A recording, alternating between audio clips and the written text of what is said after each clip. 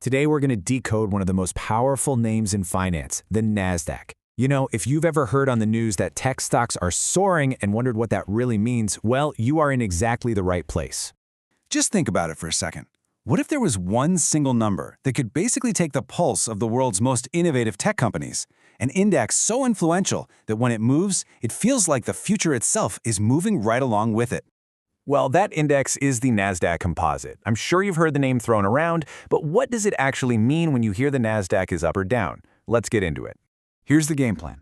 We'll cover what the NASDAQ really is, how the index works its magic, how it stacks up against the other big indices. We'll look at the good and the bad, and finally, what it means to invest in, well, the future. So let's do this. All right, first things first. What exactly are we talking about when we say the NASDAQ? Okay, so here's a really important thing to get straight. There's the NASDAQ Stock Exchange. That's the marketplace where stocks are actually bought and sold. And then there's the NASDAQ Composite Index. Think of the index as a giant report card that tracks the performance of almost every single company listed on that exchange. And we're talking about a huge number here, over 3,000 companies. This isn't just a handful of big names. It's this sprawling, amazing snapshot of the innovation economy. But what really defines it isn't just the sheer number.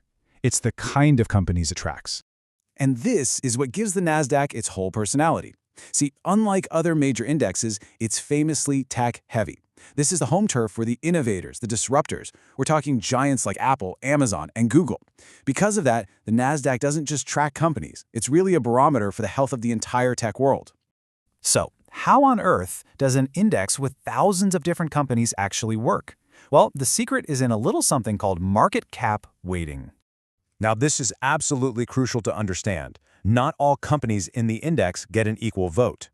Market cap weighting just means that the bigger the company's value, its market capitalization, the more influence it has on the index's movement. You know, it's kind of like a choir. The singers with the biggest, loudest voices are the ones you hear the most. It's the exact same idea here. And this illustrates that point perfectly. A huge tech giant having a great day can literally pull the entire index up, even if hundreds of smaller companies are having a rough one. And of course, the opposite is true.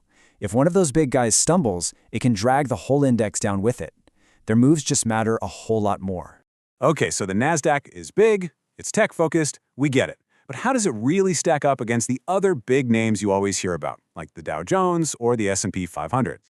This table just lays it out so clearly. You've got the Dow Jones, which only tracks 30 massive, super stable companies. Then the S&P 500 widens the lens to 500 large companies, giving you a good look at the U.S. market as a whole. But the NASDAQ, it's in a whole other league with its 3,000-plus companies and its laser focus on technology, growth, and the whole innovation economy. But all this focus on growth and innovation, well, it's a bit of a double-edged sword. It creates some pretty incredible opportunities, but it also comes with some pretty significant risks. So let's talk about the good stuff first. The number one attraction is, without a doubt, huge growth potential. When you invest in the NASDAQ, you're getting a front-row seat to the industries that are literally shaping our future. And historically, that has led to some really strong long-term returns. It almost feels like you're investing directly in innovation itself. But here comes the reality check. High growth almost always brings high volatility with it. That means big, fast swings up and big, fast swings down. The tech world is also really sensitive to things like changes in interest rates. And if the whole tech industry takes a nosedive, you can bet the NASDAQ is going to get hit hard.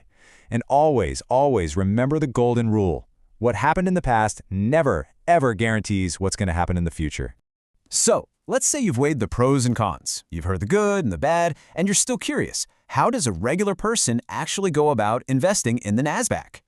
This is a super important point, so listen up. You can't just go out and buy the NASDAQ composite. It's not a thing you can own. It's just a list. Instead, what you do is invest in a fund, like an ETF or an index fund, that's specifically designed to copy the performance of the index.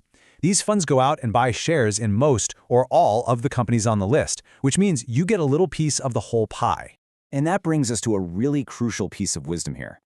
It's a common mistake for people to think that tech is just a one-way rocket ship to the moon.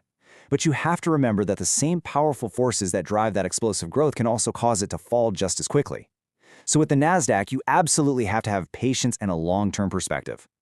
So, as we wrap things up, here's the biggest thing I want you to take away. The NASDAQ is so much more than just a number you see on a screen. It's a living, breathing reflection of where our economy is headed, and it's powered by innovation, technology, and that relentless drive for growth. And that really leaves us with one last question, just for you to think about. Knowing the massive potential, but also knowing the risks, where do you stand? Would you bet on the high-growth, high-stakes world of tech stocks, or would you rather play it safe?